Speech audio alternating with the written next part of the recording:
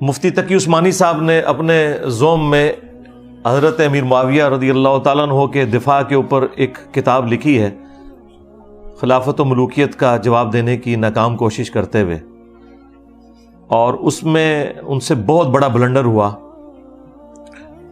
انہوں نے یہ دعویٰ کیا کہ یہ جو کہا جاتا ہے کہ بنو امیہ کے دور میں ممبروں سے حضرت علی پہ سب و شتم ہوتا تھا، یہ بالکل غلط بات ہے۔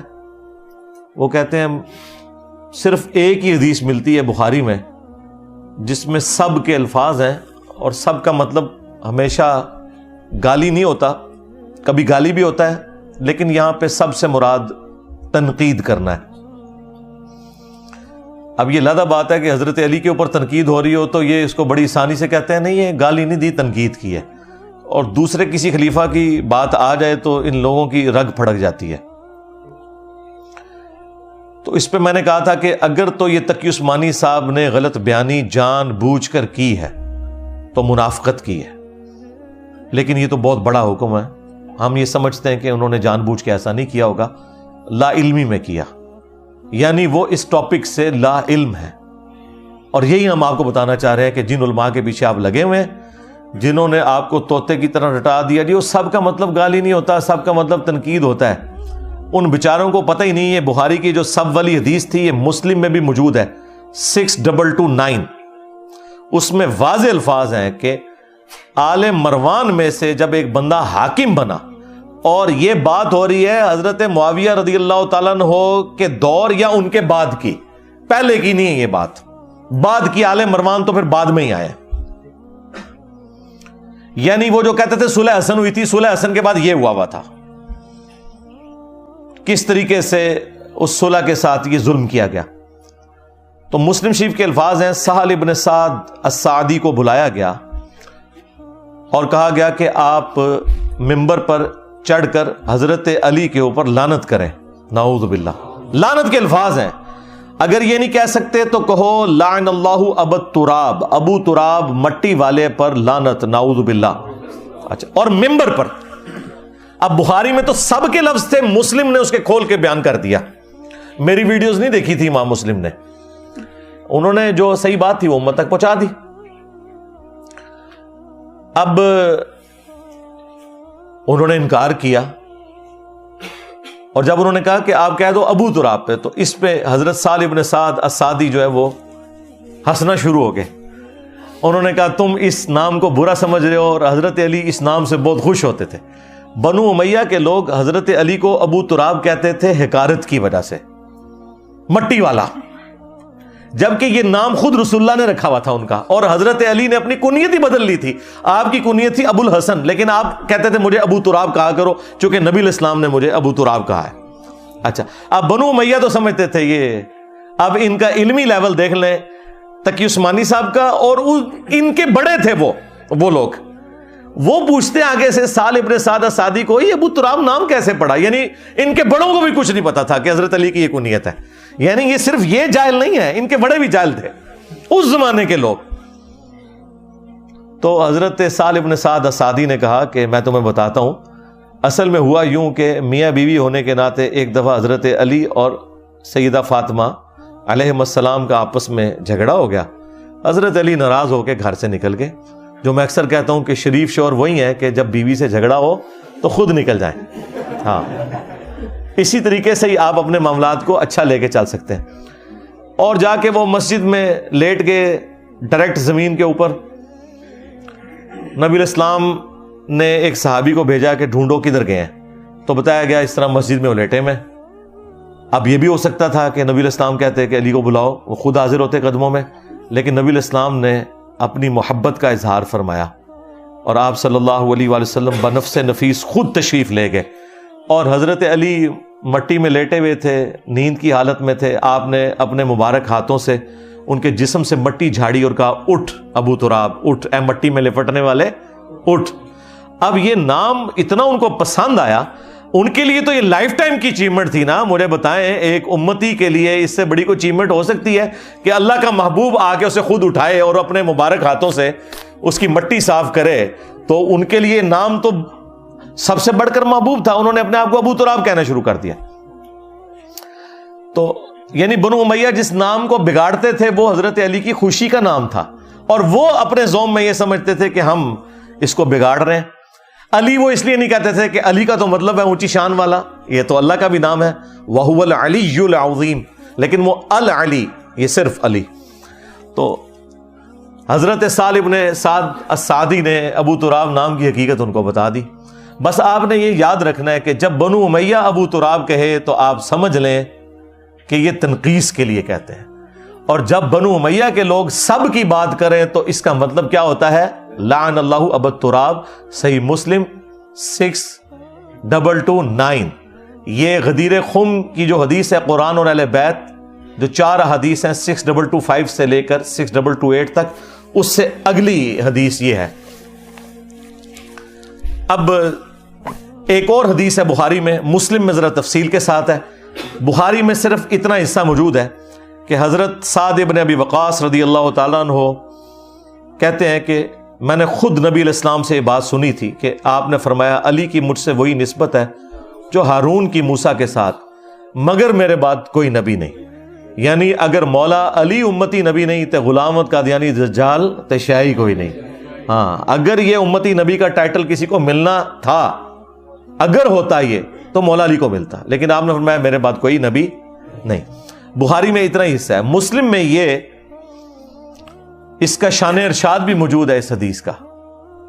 وہ کہتے ہیں نا جی بتائیں جی کس موقع کے اوپر فرمایا تھا، دسنے ہیں تو مسلم شریف میں کہ حضرت معاویہ رضی اللہ تعالیٰ عنہ نے حضرت سعد ابن ابی وقاص کو بلایا، اور مسلم کے الفاظ ہیں 6220 نمبر حدیث، امر معاویہ، معاویہ نے حکم دیا اور پھر پوچھا کہ تمہیں کون سی چیز منع کرتی ہے کہ تم ابو تراب پر سب نہیں کرتے۔ ابو تراب کو بھی یاد کر لینا ہے اور سب کو بھی، ہاں بالکل فلنگ دی بلینکس خود کرنا ہے۔ اچھا تو اس حدیث میں بعض لوگوں کو نا وہم ہو گیا کہ وہ کام کوئی اور کہا تھا تو انکار کسی اور کام کا کیا۔ تو میں نے کہا تھا کہ تمہارے جو بڑے ہیں نا ابا جی روحانی ابن تیمیہ منہاج السنہ میں انہوں نے خود لکھا ہے کہ سب کرنے کا کہا تو انکار کیا۔ مسلم میں صرف اتنے الفاظ تھے، حکم دیا تو انکار کیا، اور پھر پوچھا کہ تمہیں کون سی چیز مانے ہے کہ سب نہیں کرتے، تو ظاہر اسی کا تھا۔ ابن تیمیہ نے ہمارا مسئلہ حل کر دیا، اس نے خود ہی اس میں لکھ دیا کہ سب کرنے کا کہا۔ اب اہل حدیث روئیں بیٹھ کے، تو یہ ابن تیمیہ نے کوئی میری ویڈیوز دیکھ کے نہیں کیا تھا، حالانکہ شیعہ کے خلاف کتاب لکھی ہے منہاج السنہ، اور بیسیکلی اس روایت کا وہ جواب دینے کی کوشش کر رہے ہیں۔ اب حضرت سعد ابن ابی وقاص، اب دیکھ لیں قسمت کی بات ہے، کدھر سعد ابن ابی وقاص اور کدھر ان کا بیٹا وہ مردود عمر ابن سعد، اور اس کے کرتوت حضرت سعد کو اپنی زندگی میں پتہ چل گئے تھے۔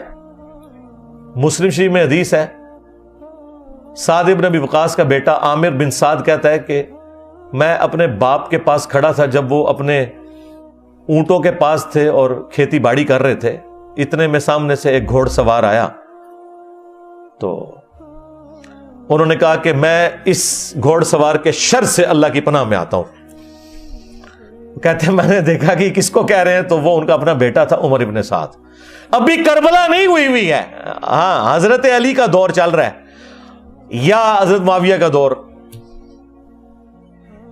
تو حضرت سعد ابن ابی وقاص اپنے اس بیٹے کے بارے میں کہتے ہیں کہ اے اللہ میں اس کے شر سے تیری پناہ میں آتا ہوں، عمر ابن سعد کے۔ اور اس نے آتے ہی کہا ابا جی دیکھیں لوگ تو حکومت کے چکر میں ایک دوسرے سے لڑائیاں لڑ رہے ہیں، تو آئیں آپ بھی اس میں شامل ہوں، آپ بھی کوئی حصہ وصول کریں اس میں۔ ہاں ابا جی تسی بھی اپنا حصہ لو آ کے۔ تو حضرت سعد ابن ابی وقاص نے اپنے بیٹے کے سینے پہ گھونسا مارا اور کہا کہ یعنی ڈانٹا اس کو اور مکہ بھی مارا اس کے سینے کے اوپر، اور کہا کہ اللہ تعالیٰ کو وہ بندہ بڑا پسند ہے جو متقی ہو، غنی ہو، بے پرواہ ہو اور ایک خاموشی کی زندگی گزارے، وہ اللہ تعالیٰ کو بندہ پسند ہے۔ یہ خود میں نے نبی علیہ السلام سے خود سنا تھا۔ یعنی حضرت سعد ابن ابی وقاص رضی اللہ تعالیٰ عنہ نے اپنے آپ کو بعد میں حکومتی معاملات سے بالکل الگ کر لیا ہوا تھا۔ تو اب یہاں پہ مسلم شریف میں 6220 جب حضرت معاویہ نے انہیں حکم دیا، انہوں نے انکار کیا اور کہا کہ آپ کو کون سی چیز منع کرتی ہے، تو انہوں نے کہا کہ اے معاویہ میں نے علی کے بارے میں نبی صلی اللہ علیہ وآلہ وسلم سے 3 باتیں ایسی سنی ہیں کہ مجھے ایک بھی مل جائے تو میرے لیے سرخ اونٹوں سے بہتر ہو. یعنی آج کے دور میں آپ سمجھ لیں لینڈ روور سے, ہاں جی, V8 سے بہتر ہو میرے لیے, ایک بھی مجھے مل جائے. اور یہ کون بندہ کہہ رہا ہے؟ جو خود نبی علیہ السلام کا ماموں ہے رشتے میں, فاتح ایران ہے, پہلے 10 مسلمانوں میں سے, 10 مبشرہ میں سے, اور سب سے بڑھ کر خود مولا علی گواہی دے رہے ہیں. بخاری مسلم میں حدیث ہے, مولا علی کہتے ہیں میں نے کسی اور شخص کے بارے میں حضور کی مبارک زبان سے یہ نہیں سنا. بدر و احد کے موقع پر نبی علیہ السلام نے کہا سعد تجھ پر میرے ماں باپ قربان, تیر چلا اللہ کی راہ میں. اور جس پہ حضور اپنے ماں باپ کو جمع کر رہے ہیں نا, وہ کہہ رہا ہے علی کی ایک فضیلت بھی مجھے مل جائے. ٹھیک ہے, اور یہ لے کے بیٹھے ہوئے فتح مکہ کے بعد مسلمانوں کو, اور وہ لکھ رہے ہیں جی علی معاویہ بھائی بھائی. اور خدا دا نہ آ جائے, زمین و آسمان نو ملا رہے ہو, ہاں جی, اسلام کے رشتے میں. اسلام پھر ساڈا نام ہی لکھ لو نال, بھائی بھائی. خدا دا نہ آ جائے, کس کو کس سے ملا رہے ہو؟ وہ ٹھیک تھا نعرہ تمہارا, خلافت راشدہ حق 4 یار, بالکل. اچھا, وہ پھر حضرت سعد بن ابی وقاص کہتے ہیں سن پہلی فضیلت, یہ وہ جو بخاری میں بھی حصہ آیا ہے کہ نبی صلی اللہ علیہ وآلہ وسلم نے تبوک کے موقع پر, پہلا اور آخری موقع تھا کہ آپ حضرت علی کو ساتھ نہیں کسی جنگ میں لے کے گئے, ورنہ ہر جنگ میں حضرت علی نبی علیہ السلام کے ساتھ آگے آگے جھنڈا اٹھا کے چلتے تھے. تو یہ پہلا اور آخری موقع تھا. حضرت علی کو مدینہ شریف چھوڑا تو آپ رو پڑے, تو نبی علیہ السلام نے فرمایا کہ اے علی, کیا تو اس بات پہ راضی نہیں؟ تیری میرے ساتھ وہی نسبت ہے جو ہارون کی موسیٰ کے ساتھ, مگر میرے بعد کوئی نبی نہیں. یعنی جس طرح موسیٰ علیہ السلام کو طور پر گئے تھے, ہارون علیہ السلام کو اپنی جگہ چھوڑ کر گئے تھے. اس سے کوئی خلافت نہیں ثابت ہوتی, کیونکہ اگر آپ ثابت کریں گے تو حضرت ہارون جو ہیں وہ حضرت موسیٰ سے پہلے فوت ہو گئے تھے. ان کے خلیفہ جوشوا بنے تھے, یوشع ابن نون. نبی علیہ السلام کا جو خلیفہ اور وصی ہے وہ قرآن ہے. تو نبی علیہ السلام نے یہ فرمایا, کتنی بڑی تسلی دی, ہارون اور موسیٰ کی نسبت, مگر میرے بعد کوئی نبی نہیں. اور دوسرا, غزوہ خیبر کے موقع پر نبی علیہ السلام نے فرمایا کل میں اس شخص کے ہاتھ میں جھنڈا دوں گا جو اللہ اور اس کے رسول سے محبت کرتا ہے, اللہ اور اس کا رسول اس سے محبت کرتے ہیں. یہ اس سے بڑی بات ہے. ہم پوری رات اس شوق میں نہیں سوئے کہ کس کی قسمت میں یہ ہوگا. اور مسلم میں تو الفاظ ہیں, حضرت ابو ہریرہ کہتے ہیں کہ حضرت عمر مجھ سے کہا کرتے تھے کہ یہ پہلا اور آخری موقع تھا کہ مجھے بھی خواہش ہوئی کہ یہ جھنڈا مجھے مل جائے. صبح نبی علیہ السلام نے کہا علی کی طرح بلاؤ. ان کو آشوب چشم تھا, آپ نے اپنا لعاب دہن لگایا, شفا ہو گئی, اپنے مبارک ہاتھوں سے زرہ باندھی اور کہا کہ اے علی, جب جنگ کے لیے جانا تو ان کو پہلے دعوت دینا. اگر تیری وجہ سے کسی ایک بندے کو بھی ہدایت مل گئی تو تیرے لیے سرخ اونٹوں سے بہتر ہے. میدان جنگ میں بھی یعنی دعوت والا معاملہ. اور پھر اللہ تعالیٰ نے فتح دے دی. اچھا, اب یہاں سے وہ کہتے ہیں جی وہ نبی علیہ السلام نے حضرت علی سے مدد مانگی. مدد کہاں سے مانگی بھی؟ حضرت علی کی تو آنکھیں نہیں کھل رہی تھی, حضور نے ان کی مدد کی, آشوب چشم دور کیا اور اس کے بعد ڈیوٹی لگائی. تو اس طریقے سے حضرت علی کو شان کو بیان کرنا کہ نبی علیہ السلام کو ان کا کوئی محتاج بتانا, یہ صراحتاً گستاخی والا معاملہ ہے. اور تیسرا موقع سن, جب نجران کے کرسچنز کے ساتھ نبی علیہ السلام کی ڈیبیٹ ہوئی, الٹیمیٹلی قرآن میں سورہ آل عمران میں حکم نازل ہوا کہ اب ان کے ساتھ آپ مباہلے والا معاملہ کریں. سورہ آل عمران کی آیت نمبر 61 نازل ہوئی. تو نبی علیہ السلام نے حضرت علی, حسن, حسین, فاطمہ علیہم السلام اجمعین کو لیا اور کہا اے اللہ, اللہم ہاؤلائی اہل بیتی, یہ میرے اہل بیت ہیں. نبی علیہ السلام نے, حالانکہ اس میں کیا حکم تھا, ندعو ابناءنا و ابناءکم و نساءنا و نساءکم, اپنے بیٹوں کو لے آؤ, ہم بھی اپنے بیٹوں کو لے آتے ہیں, تم بھی اپنی عورتوں کو لے آؤ, ہم بھی اپنی عورتوں کو لے آتے ہیں. نبی علیہ السلام کی 9 بیویاں تھیں, کسی کو ساتھ نہیں لے کے گئے, فاطمہ کو لے کے گئے. اب یہ اسپیشل پروٹوکول ہے. یہ جو لوگ کہتے ہیں نا جی یہ پنجتن پاک جو ہیں یہ اعزازی اہل بیت ہے, نہ سرکار, امہات المومنین اعزازی اہل بیت ہیں, یہ حقیقی اہل بیت ہیں, وہ بھی حقیقی ہیں. یہ میں حقیقی وہ والی ٹرم نہیں جو رافضی استعمال کرتے ہیں. نہ میں وہ ولی. میں آپ کو بتانا چاہ رہا ہوں کہ اس کے پیچھے کیا ہے, کیونکہ غدیر خم کی حدیث میں ہے کہ زید ابن ارقم کہتے ہیں کہ نبی علیہ السلام کے اہل بیت وہ ہیں جن سے آپ کا دودھ اور خون کا رشتہ ہے. اور پھر وہ ساتھ کہتے ہیں کہ بیوی صرف اتنی دیر اہل بیت ہوتی ہے جتنی دیر خاوند کے عقد میں رہے, جب اسے وہ طلاق دے دے تو بیوی اپنے باپ کے پاس لوٹ جاتی ہے. اور یہ بات انہوں نے اس وقت کی جب لوگوں نے پوچھا کہ آپ یہ غدیر خم کی ہمیں حدیث سنا رہے ہیں قرآن اور اہل بیت, تو یہاں اہل بیت کون ہے؟ تو انہوں نے کہا اس سے مراد ہے آل علی, آل عقیل, آل جعفر, آل عباس. تو یہ یاد رکھیے گا, حضرت علی, فاطمہ, حسن و حسین سے حضور کا رشتہ ٹوٹ ہی نہیں سکتا تھا کیونکہ وہ خونی رشتہ تھا. بیویوں سے آپ کا رشتہ ٹوٹ بھی سکتا تھا, الحمدللہ نہیں ٹوٹا. ہاں, دنیا اور آخرت میں وہ ہماری مائیں اور نبی الاسلام کی بیوی ہیں.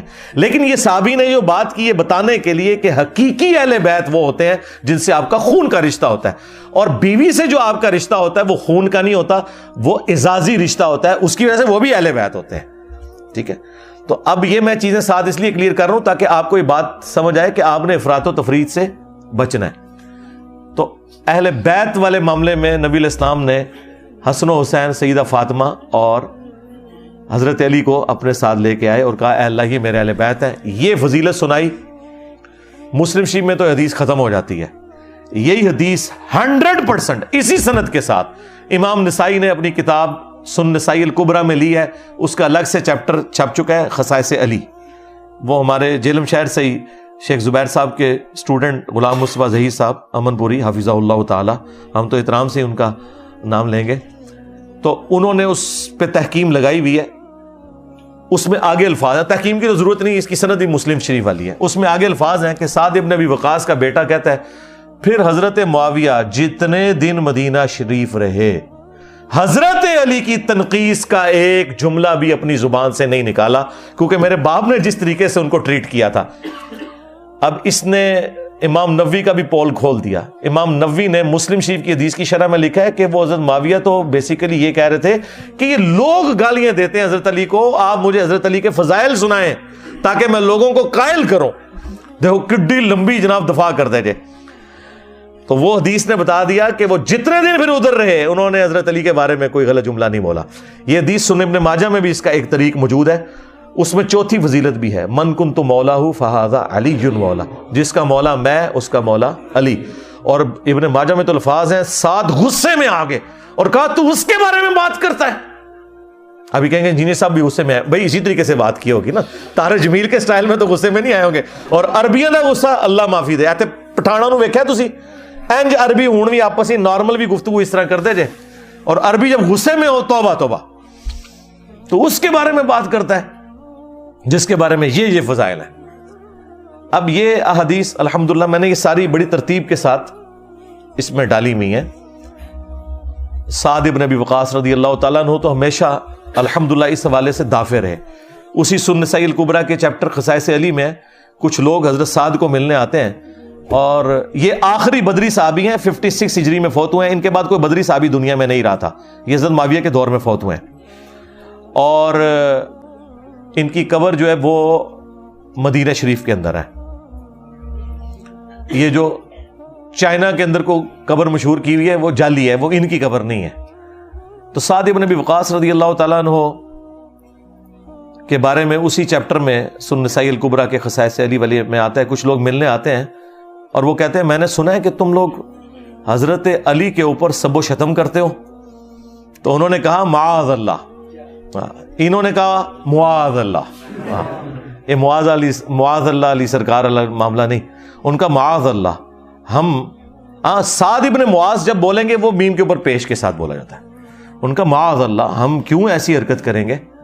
تو انہوں نے کہا کہ یہ لوگ اگر میرے سر پر آرا رکھ دیں میری مانگ پر اور مجھے دھمکی لگائیں کہ سعد تیرے 2 ٹکڑے کر دیں گے اور تو علی کے بارے میں کوئی برا جملہ اپنی زبان سے نکال, تو میں اپنے 2 ٹکڑے کروا لوں گا, لیکن میں علی کے بارے میں کوئی نیگیٹو جملہ نہیں بولوں گا, کیونکہ جو کچھ میں نے رسول اللہ سے اپنے کانوں سے سن رکھا ہے علی کی شان میں صلی اللہ علیہ وآلہ وسلم رضی اللہ تعالیٰ. یہ سعد ابن ابی وقاص. اور بیٹا دیکھ لیں, جس طرح نوح علیہ السلام کا بیٹا, یہاں پہ بھی بیٹے کے آپ کرتوت دیکھ لیں.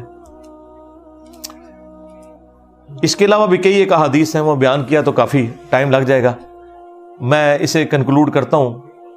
ایک تو اپنی ماں کی اس حدیث کے اوپر، سیدہ ام سلمہ سلام اللہ علیہا کے بارے میں سنن نسائی الکبریٰ کا چیپٹر ہے فضائل صحابہ، اس کے اندر بھی موجود ہے، المعجم الصغیر الطبرانی کے اندر موجود ہے، کئی کتابوں میں۔ انہوں نے کہا کہ لوگوں، تمہارے ممبروں سے رسول اللہ پر گالیاں بکی جاتی ہیں۔ تو لوگوں نے کہا کہ معاذ اللہ، کون ایسا ہوگا جو یہ کام کرے؟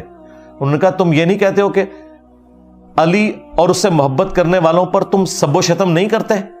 جبکہ میں رسول اللہ کی بیوی گواہی دیتی ہوں کہ علی سے سب سے زیادہ محبت رسول اللہ کیا کرتے تھے، لہذا جب تم یہ کہتے ہو نا علی اور اس کے محبت کرنے والوں پر لعنت یا ان پر سب و شتم کرتے ہو، تو گویا تم رسول اللہ کو گالی دے رہے ہوتے ہو۔ ہاں، یہ الگ سے بھی ایک حدیث ہے مسند احمد کے اندر، اس کی صحت میں اختلاف ہے، کچھ محدثین صحیح مانتے ہیں، کچھ ضعیف، لیکن وہ اس میں فٹ ان بیٹھ رہی ہے۔ اسی لیے ہمارے استاد شیخ زبیر صاحب نے مسند احمد کی جب یہ حدیث مشکات میں آئی ہے نا، تو انہوں نے اس کے فٹ نوٹ پہ مسند ابی یعلا کے ریفرنس سے یہ روایت لکھ دی ہے کہ تمہارے ممبروں سے حضرت علی کے اوپر جو سب و شتم والا معاملہ ہو رہا ہے، لیکن وہ حدیث کو چونکہ وہ ضعیف سمجھتے تھے، اس کو سپورٹیو حدیث انہوں نے لکھ دی کہ من سب علی فقد سبنی، جس نے علی کو گالی دی اس نے مجھے گالی دی۔ تو میں نے یہ تحریک لبیک والوں کو کہا تھا کہ اس کے آگے اپنا نعرہ جوڑ لو پھر، کہ من سب نبی فقتلو، جس نے علی کو گالی دی اس نے نبی کو گالی دی، اور جس نے نبی کو گالی دی فقتلو۔ ہاں، اڑ تکو کہ کس نل تسی یہ کرنا ہے، لیکن چھڑنا کوئی نہیں جے۔ ہاں، بخاری مسلم میں حدیث ہے، میری بیٹی فاطمہ بھی چوری کرے اس کے بھی ہاتھ کٹیں گے۔ ہاں، دین میں سب پھر برابر ہیں جب جرم کوئی کرے گا تو۔ بہرحال وہ روایت تو خیر کمزور ہے، میں نے اس کے پرلادہ سے ایک گفتگو کی بھی ہے۔ منصبہ نبیین والی روایت جو ہے یہ اصول محدثین پہ ثابت نہیں ہے۔ ہاں، فساد فی الارض کے تحت جو کوئی عادی گستاخ ہو، آپ اس کے ساتھ کوئی اس طرح کا معاملہ کر سکتے ہیں، وہ بھی جوڈیشری کے تھرو۔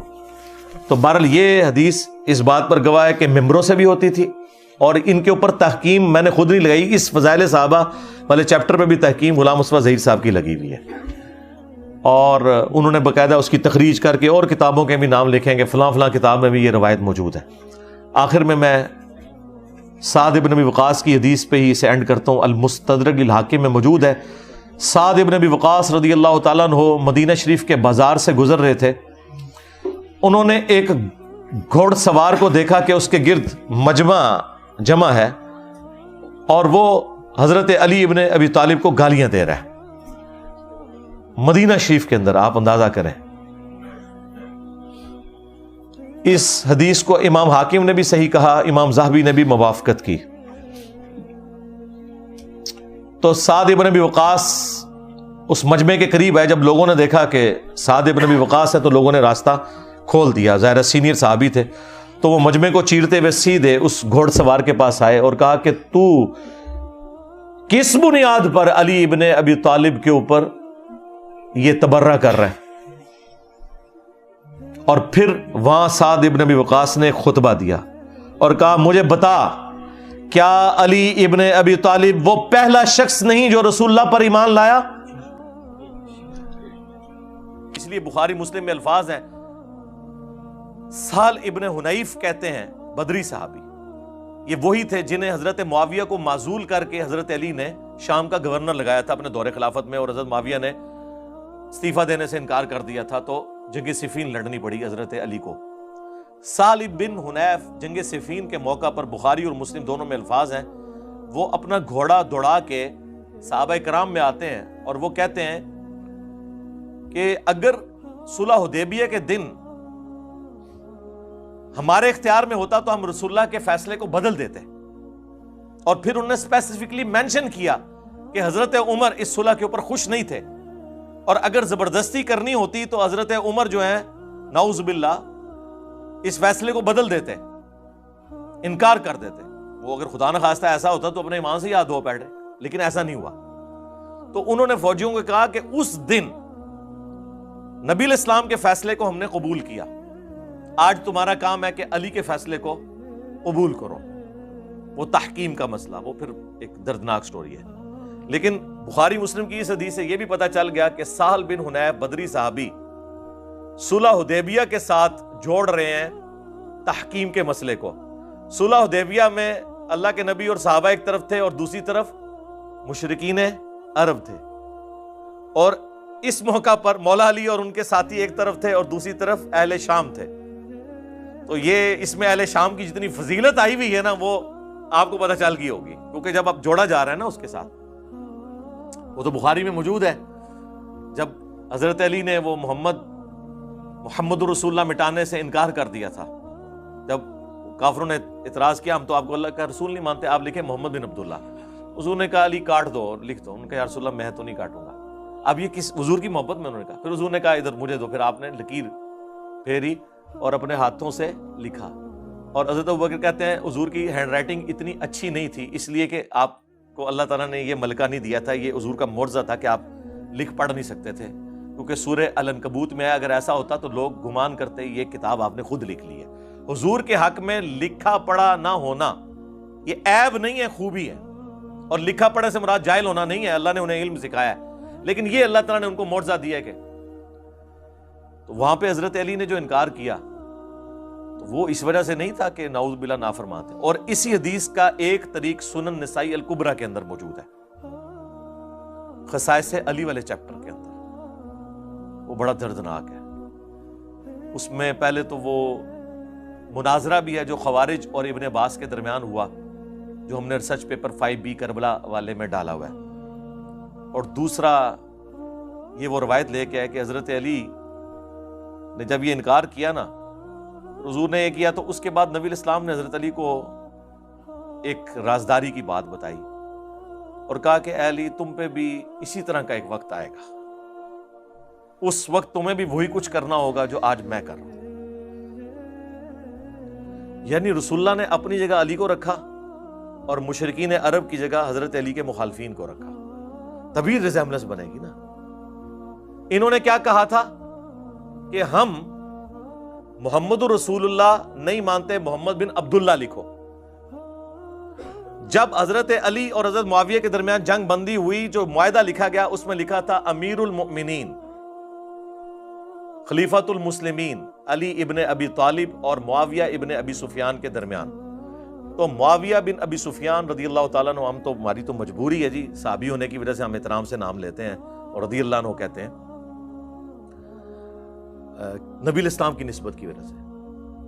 تو ان کے پاس جب یہ معاہدہ پہنچا تو انہوں نے کہا میں تو اس معاہدے پہ سائن نہیں کروں گا, میں تو اسے امیر المومنین نہیں مانتا ہوں, جس طرح کے مشرکین عرب نے کہا تھا کہ ہم اسے اللہ کا رسول نہیں مانتے. ٹھیک ہے, تو آپ ذرا دیکھ لیں کیا ریزیمبلنس بن رہی ہے. اس سے ان ناسبیوں کا بھی رد ہو گیا جو کہتے ہیں نہیں وہ حضرت علی کو خلیفہ مانتے تھے, بس صرف قصاص عثمان مانگتے تھے. وہ اس سے بڑھ کے تو جامعہ ترمذی اور سنن ابی داؤد میں موجود ہے کہ بنو امیہ کے لوگ کہتے ہیں علی تو خلیفہ ہی نہیں ہے اور خلافت تو ہم میں ہے, جس پہ حضرت سفینہ نے کہا تھا یہ ان کی پیٹھ سے جھوٹ نکلا, ان کی بادشاہت روئے ارض کی بدترین بادشاہت ہے. اور مسند ابی داؤد طیالسی اور مصنف ابن ابی شیبہ میں تو یہاں تک موجود ہے کہ یہ بدترین سخت گیر بادشاہ ہیں اور ان کا پہلا بادشاہ معاویہ ابن ابی سفیان ہے. اور راوی حدیث جب حضرت سفینہ سے پوچھتا ہے کہ پھر حضرت معاویہ کیا ہوئے اگر خلافت 30 سال تک ہے, جب حضرت سفینہ کہتے ہیں ابو بکر کے 2 سال, عمر کے 10 سال, عثمان کے 12, علی کے 6 اور حسن ابن علی کے 6 مہینے بھی اس میں شامل ہیں, 5.5 سال اور یہ مل کے 6. ان کا معاویہ تو بادشاہ ہیں.